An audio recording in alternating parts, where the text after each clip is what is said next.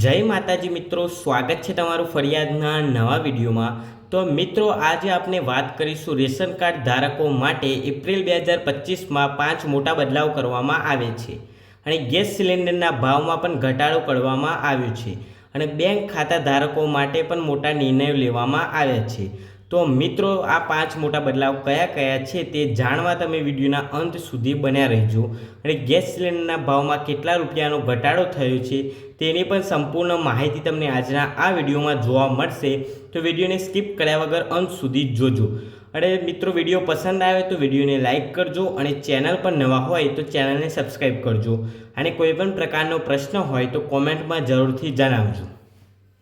તો મિત્રો, ખેડૂતો માટે સરકારે મહત્વપૂર્ણ નિર્ણય લીધો છે। મકાઈ, બાજરી, જુવાર, રાગીની સીધી ખરીદી ખેડૂત પાસેથી કરાશે। ટેકાના ભાવ ઉપરાંત પ્રતિ ક્વિન્ટલ 300 રૂપિયા બોનસ અપાશે તેમજ વેચાણ કરવા ઈચ્છુક ખેડૂતોને ઓનલાઈન નોંધણી કરાવવી પડશે અને ખેડૂતોને SMS મારફતે ખરીદી અંગેની જાણ કરવામાં આવશે। અને મિત્રો, એટીએમમાંથી પૈસા ઉપાડવા ચૂકવવામાં આવતો માસિક ચાર્જ 17 રૂપિયા હતો, તેમાં 2 રૂપિયા વધારો કરી હવેથી 19 રૂપિયા ચૂકવવા પડશે। આ ચાર્જ સામાન્ય રીતે દર વર્ષે ઓટોમેટિક કપાતો હોય છે। સાથે સાથે મિની સ્ટેટમેન્ટ, બેલેન્સ ચેક કરવા જેવા નોન ફાઇનાન્શિયલ ટ્રાન્ઝેક્શન માટે હાલ રૂપિયા 6 હતા, તેમાં વધીને 7 રૂપિયા થશે।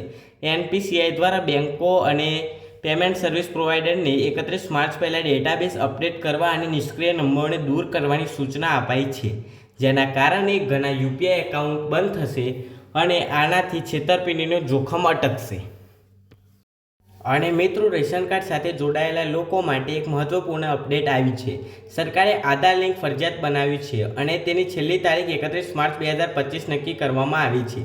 જો તમે આ નહીં કરો તો તમારું રેશન કાર્ડ બંધ થઈ જશે અને જો કોઈ સભ્યનું આધાર કાર્ડ 31 માર્ચ સુધીમાં લિંક કરવામાં નહીં આવે તો તેને 1 એપ્રિલ 2025થી રેશન કાર્ડનો લાભ મળશે નહીં। એલપીજી ગેસ સિલિન્ડરમાં ભાવમાં ઘટાડો। દેશની રાજધાની દિલ્હીથી લઈને મુંબઈ અને ચેન્નઈ સહિત દેશના તમામ મહાનગરોમાં ગેસ સિલિન્ડરના ભાવમાં ઘટાડો જોવા મળ્યો છે। આ ઘટાડો કોમર્શિયલ ગેસ સિલિન્ડરના ભાવમાં થયો છે। બધા નગરોમાં 41 રૂપિયાનો ઘટાડો જોવા મળ્યો છે, જ્યારે ગયા મહિને તેમાં વધારો થયો હતો। બીજી તરફ ઘરેલું ગેસ સિલિન્ડરમાં ભાવમાં કોઈ ફેરફાર થયો નથી।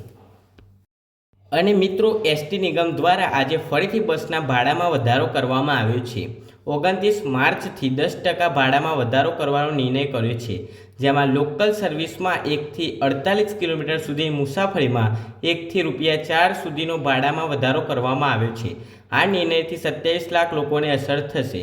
જો કે છેલ્લે 2023માં જ 25% ભાડામાં વધારો કરવામાં આવ્યો હતો, આજે ફરી વધારો કરવામાં આવ્યો છે। તો મિત્રો, આ હતા 5 મોટા બદલાવ। તો તમને આ 5 મોટા બદલાવ કેવા લાગે તે કોમેન્ટમાં જરૂરથી જણાવજો અને વિડીયો પસંદ આવ્યો હોય તો વિડીયોને લાઇક કરજો અને ચેનલ પર નવા હોય તો ચેનલને સબસ્ક્રાઈબ કરજો। મળીએ બીજા વિડીયોમાં। ધન્યવાદ।